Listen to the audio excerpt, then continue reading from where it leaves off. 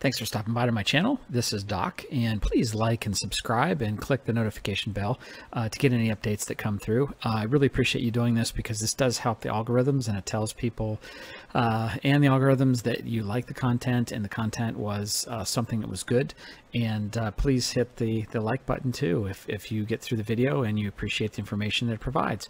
Thank you very much. Have a great day. Hi, this is Doc, and I wanted to bring an update to the Ohio East Palestine vinyl chloride monomer spill that's been going on. Our hearts and prayers go out to you. I wanted to bring this update to everybody and give you some more background information. It does not seem to me like the CDC, the EPA, they're not giving people the information they need to know. Obviously, the rail company is trying to suppress as much as possible, from my opinion, because they have a very, very large financial responsibility that's going to have to be paid out. I think the situation is much, much worse than what you can imagine. And I want to bring to you some evidence and some thoughts in the next chapter. First of all, I'm going to let you know I'm not a medical doctor. I do have a PhD in chemistry. I have done hundreds, if not thousands, of polymerization reactions of various types. So I'm very familiar with the vinyl chloride monomer. I've worked with many of these items in my career and also my research. And I want you to know that I'm pretty aware of the toxicity of these materials, and I need you to be aware of them too. So what I'm going to do in this video is I'm going to give you a synopsis, a breakdown. I'm going to try to put it into simple language so it's not highly technical. I want everybody to understand the who, what, when, where, how, and why. And again, you should know what this is, and you should be able to navigate your way through this problem, and you should be able to speak the language that they're speaking. And they're going to use a lot of technical jargon to confuse you, to leave you thinking, oh, I don't know what's going on, or I have no idea. What I need you to do is to listen to this video, and if you have questions or any concerns, please post them below. Best thing I can tell you is to subscribe to my channel. I just started it. I'm going to be giving updates as best as I can. I'm going to try to answer questions. I'm going to try to bring everything in a simple, clarified manner to the people of East Palestine and the victims of the spill in the following chapters. So please sit down, grab a paper and pencil.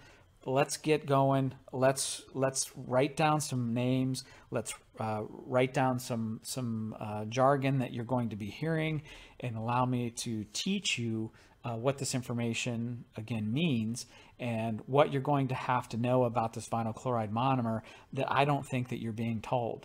And I'm going to break it down into some very, very sticky points, but it should be reasonably digestible for you. I'm not going to use huge scientific terminology because that's not going to help you understand what you've been exposed to.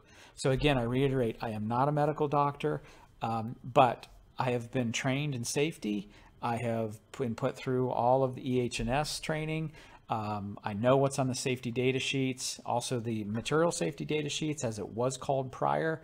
I know I've been certified to use half and full face respirators. I've also been certified for scuba apparatus, where we're using single tank supplied air respirators in situations which may arise in industrial settings. So I've got a very strong background in maintaining personal safety in hazardous environments. So I want you to kind of sit back, let me walk you through this. And please write down any notes. Like I said, please subscribe to my channel. Write down any notes that you may have. And I'm going to be putting this out hopefully here by this evening. I hope a lot of you are interested. Please pass this on. If you know people in East Palestine, please text them. Give them this URL on my page here on YouTube, and have them come listen to this, have them come see this presentation. I think it's going to be extremely helpful for them, and it's not going to be good news, but it's going to be information that everyone needs to hear. Okay, so thank you very much, and let's get started. Okay, so let's talk about the main route of exposure. What's going to happen to you is you're probably going to inhale this. Most everyone in this area was exposed to vapor, because this has a very high vapor pressure. So when you leave an open container, it actually outgasses into the air quite readily. So I just want you to be aware that inhalation is going to be the #1 form of exposure. Now, the process that's going to take place is you're going to inhale this, and it's going to go into your lungs, and it's your sinuses, and it can irritate your lungs, it can irritate your sinuses, and irritate mucosal membranes, so your eyes, your mouth, your bronchi passages, all the way down to the alveoli in your lungs, and it can cause severe irritation in lungs at higher concentrations.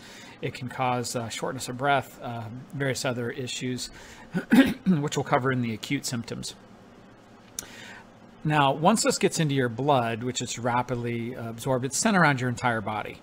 And the liver is going to start attacking this chemical, because your liver is your hazardous waste organ that's going to take care of any toxic substances in your body, and it's going to reduce, or it's going to oxidize these materials in your system to make them filterable. So it's going to process them, it's going to make them filterable. Now, here's the problem, is this readily crosses into the brain, this readily crosses into all of your organs, into the gallbladder, and into your blood. Wherever your blood's going, this is going.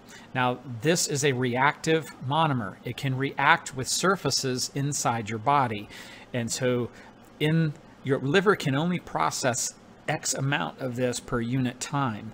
So not all of it is going to be processed and excreted. Some of it is going to stay in your body, and it's going to react with lipids and membranes in your body. Specifically, they know this reacts with nerve membranes. Think of the nerve membranes as insulation on a wire, the plastic insulation on a wire. That plastic insulation keeps that electricity from getting out. So in other words, you have nerves short-circuiting, which could be seen as pain, loss of sensation, tingling, nerve pain. And this is one of the problems with this, is that it is a reactive monomer. Likewise, when your liver processes this, some of the byproducts that are broken down are also reactive, and they can actually cause further harm to you during the time that it's being excreted. So be aware, even though that you've been exposed to this and you feel that, okay, I only had a headache for a day and it went away, that does not mean that you do not have additional symptoms, and we'll talk about that in the next portion. So this is then transferred. Once it's oxidized or reduced, it's transferred into your from the liver into the blood. It goes to your kidneys, and it's filtered out through your kidneys. So one of the things that we'll talk about is, because this is reactive and it goes through almost all of your organs in your body, you do increase chances of having chronic or latency symptoms, and we'll talk about that in the next chapter. So that's your normal mode of exposure. Hi, this is Doc, and I wanted to bring an update to all of you people that have been exposed down in East Palestine. My heart goes out to you, to all the workers that are trying to get this under control. Specifically the citizens that live very close to these tracks, and by close I'm speaking within a mile, half mile to a mile within the vicinity of this where this took place. There's a lot of things you're not being told. There's a lot of things that you are being kept in the dark about, and again, your government is not telling you the facts. They're not giving you the truth, and this is me trying to get through to all of you in East Palestine.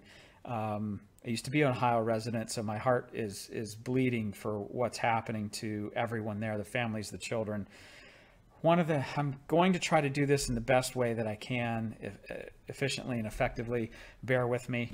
One of the things that I wanted is some definitions, and I don't know if you've heard this or not, but let's go through immediately what some of these definitions are, what things mean. So if you hear certain words, you know that you should focus in and listen.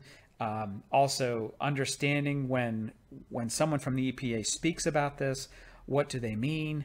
Long-term, short-term symptoms, various problems that you could be experiencing, and no one's speaking to you about these problems. So today I'm going to try to do a quick synopsis. I may have to break this into several videos. I'm not sure yet, but I'm going to do a quick synopsis about this, give you some acronyms and some details. First and foremost, I am not a medical doctor. My PhD is in organic chemistry. I'm very familiar with these materials. I've done a lot of polymerization reactions. I have years under my belt doing this kind of chemistry, being exposed to this kind of chemistry, but doing it in a safe manner in a controlled laboratory setting. And I want to point out some resources for you to go to start leveraging some very important facts that you need to speak the language, if you will, of the EPA and of these individuals and of the railroad company and their toxicologists in order to understand them, and also let them know that you know what they're talking about and you are going to leverage this against them. And you have to understand that one thing that I have to drive home is that vinyl chloride monomer, and when I say monomer, mono meaning one, mer meaning units. So think about links in a chain. A monomer is one link of a chain. A dimer, di meaning two, mer meaning units, would be like two chain links connected together. That's the start of what we call polymerization or polymer. Poly meaning many, mer meaning units. So you can have di, tri, tetramer, yada, yada, yada. So again, those are just words that are used to describe how long, again, the polymer, how many monomers are put together to form a polymer. So this is a monomer, VCM, and this monomer, one thing that you need to understand, this monomer, and I can't underemphasize this, please listen to this. This is extremely, extremely important. This is a very dangerous carcinogen. Number one, it is cancer causing. There is no, I'm just going to put it blatantly, there's no hem-hawing about this. There's no, well, maybe. This is a cancer-causing agent, okay? It specifically causes HAS, and that's hepatic angiosarcoma, because this is broken down in the liver. I'll get into that later, but I really want you to understand this. This is a carcinogen, and it is broken down in your liver. So when it gets into your blood, it goes to your liver, it's broken down. So you have the chance of hepatic angiosarcoma or HAS. Second thing, you have to understand there is a latency with exposure. Most people do not understand this, but latency means that later in life, down the road, years past, they have shown that this compound, this monomer has a latency as far out as 30 years. Okay, so some people are impacted very quickly. Some people are impacted 10 years, 20 years, 15 years, 30 years down the road. There's a latency with this. So one exposure is enough to do damage to you that 5 years, 1 year, 15 years, 20 years down the road, you could see damage in your liver or forms of cancer. We'll talk about that as I move on in this discussion. But you need to understand you're dealing with a known carcinogen. Okay, this is very, very important. Number two, this carcinogen has a latency. That means that it can hurt you now and it can hurt you in 10 years, 15, 20. You don't have to be exposed over and over and over and over. One exposure may do it. Now, for one individual, that might be 500 parts per million. That might be 100 parts per million. No one actually knows what your specific exposure. So that's why we want to cover some of the exposure symptoms that you may experience, and that will be coming too. So bear with me on this. So now we talked about latency, and we talked about the carcinogenity of this. This is a carcinogen. Next thing that we want to talk about is this compound is toxic, and it has acute, ACUTE, or short-term symptoms. Okay? This is very important for you to understand. Your symptoms the acute exposure, the instantaneous exposure that you have with this material can cause you lifelong problems. So you need to grasp that. Secondarily, chronic. You have chronic symptoms from exposure. That's the long-term symptoms that can come out of being exposed as little as one time with vinyl chloride monomer. So you have to, again, understand all of these pieces of the puzzle that I'm laying out in front of you, so you are aware of all of this. Now, the next thing that I want you to know is that this is obviously a highly volatile compound, and most of you have inhaled this. You have breathed this into your lungs, and this is the initial route of exposure. And you need to understand that the vinyl chloride monomer, or VCM, it rapidly transfers across all compartments of your body. So brain, organs, lungs, liver, blood. It's readily transported through your body. And I guess the only good thing here, and I don't know that this is good at all, but I have to say, this typically does not accumulate in tissue. So you're not going to find this material in your tissue. So if you're going to a laboratory and they're going to take a tissue sample, they're probably not going to find it. And this is metabolically broken down even with chronic exposure. Your metabolism breaks this down, and at low doses, the one thing that you have to focus in on is this is excreted renally. So in other words, you're going to urinate this out. So when you're urinating, you're going to find that you're going to have this excreted in your urine.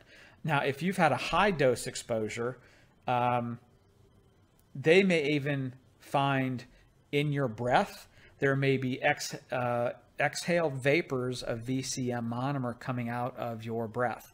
So you have so much in your breath that your liver can't actually filter it, change it, and then your kidneys will filter out and you urinate it out. You may have so much in your system that what ends up happening is that you actually exhale it and it comes back out in that manner. So that's kind of the first thing that I wanted to bring to your attention. And let's go on with a couple items about history. Let's go into the physical signs for acute and chronic.